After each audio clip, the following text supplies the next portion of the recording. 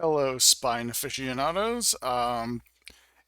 So it's 8 o'clock right now, Eastern time. I just got home from a fairly busy day, gym and whatnot.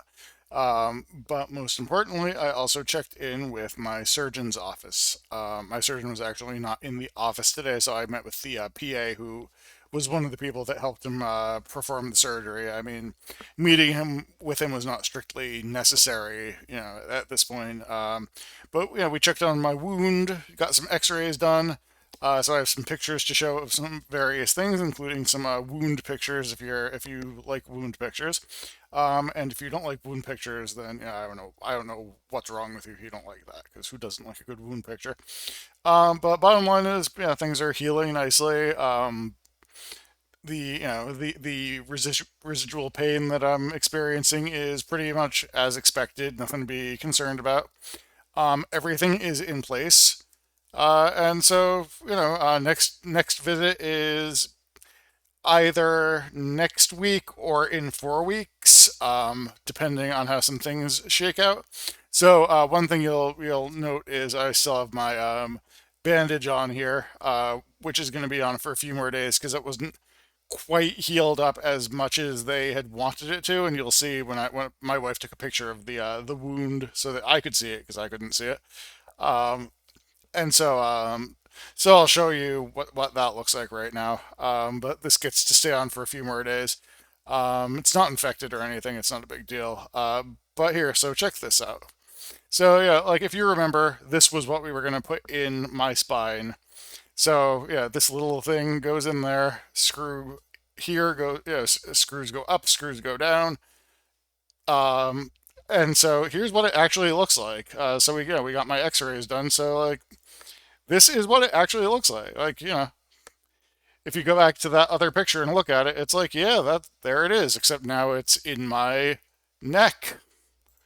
So, another view here is like, look at that. Like there it is. That's my neck. So those are, in there good and sturdy now. Everything is aligned properly. You can see they shaved off all of those bone spurs. So that's exactly what my neck is supposed to look like at this point. And now we just wait for that gap in between those vertebrae to turn into solid bone, which I was told will take. It would be visible on a CT after about a month. It'll be visible on X-rays after about 2.5 months. So we'll be checking back to see, if we can start to see some bone coming in there soon. But now we just kind of wait, and every time I go back in, they'll take more X-rays and take a look at where these guys are at, make sure they're holding firm and steady in place. So going back here, like, yeah, this is the thing, and there it is.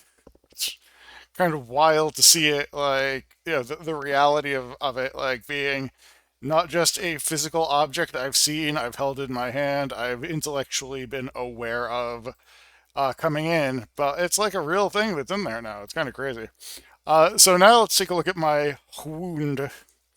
So sorry if it's a little bit gross, but them's the breaks. So you can see it's maybe like not quite as healed as they'd like, but you can also see just how small of a wound it really is. It's not that much